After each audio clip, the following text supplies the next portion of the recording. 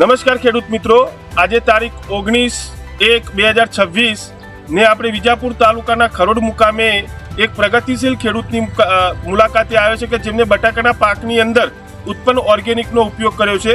નમસ્કાર, તમારું નામ, ગામ અને મોબાઈલ નંબર જણાવશો। પટેલ જીતેન્દ્રભાઈ ડાયાભાઈ, ગામ ખરોડ, તાલુકો વિજાપુર, જિલ્લો મહેસાણા, મોબાઈલ નંબર 988481 જીતુભાઈ, તમે બટાકાના પાકની અંદર તમે જે બટાકા વાવ્યા છે, કેટલા વીઘા બટાકાનું વાવેતર આ વખત કરેલું છે? બટાકા 8 વીઘા।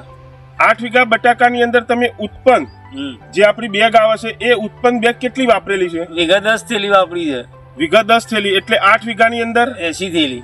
80 બેગનું એમને ઉત્પન્ન ઓર્ગેનિક બટાકાની અંદર એમને પાયાના ખાતર તરીકે વાપરેલું છે। તો તમે આ સિવાય બટાકાના આ પાક સિવાય તમે ઉત્પન્નનો બીજા કયા પાકની અંદર ઉપયોગ? મગફળીમાં વીઘા 5 થેલી વાપરું છું। મગફળીના પાકની અંદર છાણિયું ખાતર બિલકુલ 3-4 વર્ષથી ભરતો જ નહીં।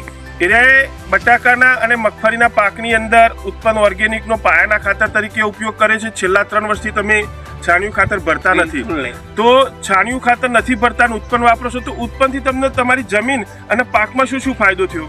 ઉત્પાદન વધી જાય છે। 520 મણ ફળ ગઈ સાલ લીધું હતું, આ સાલે એ રીતે જ થશે। બરાબર। અને સાથે એ સિવાયના બીજા નિંદામણ બિલકુલ ઓછું થઈ જાય અને પાકમાં દવા ઓછી છોટવી પડે, એટલે રોગ જીવાતનો ઉપદ્રવ ઓછો, એના કારણે તમારે દવાનો છંટકાવ ઓછો। તમારા આ ઉત્પન્ન તમે વાપરો છો, તમે કીધું કે ભાઈ રોગ જીવાત ઓછી આવે છે, દવાનો છંટકાવ ઓછો કરવો પડે છે, તો છાણિયું ખાતર ભરતા નથી, તો આનાથી તમારા ખેતી ખર્ચની અંદર કોઈ ઘટાડો થયો ખરો એવું લાગે છે તમને? ખેતી ખર્ચ જેથી 50%, છાણિયું ખાતર કરતા 50% ખર્ચ ઓછો।